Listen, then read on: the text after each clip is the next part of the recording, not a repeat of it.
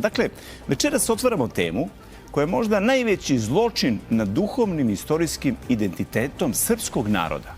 Zove se knjigocid. Dok se ratovi vode topovima i bombama, protiv Srba se vodio i vodi rat vatrom, spaljivanjem knjiga, zatiranjem pisane reči i otimanjem najdragocenijeg dokaza našeg postojanja i trajanja.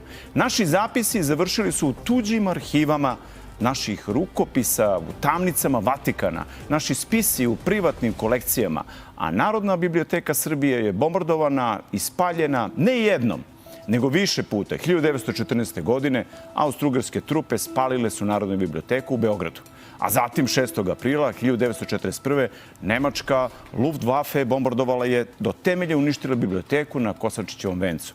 Kada je nestalo više od 350.000 knjiga, rukopisa, dokumenata, najstarijih svedočanstava našeg naroda. Naravno, tokom 1999. ko drugi nego NATO fašisti bombardovali su i teško oštetili arhiv Jugoslavije, biblioteke i kulturne spomenike.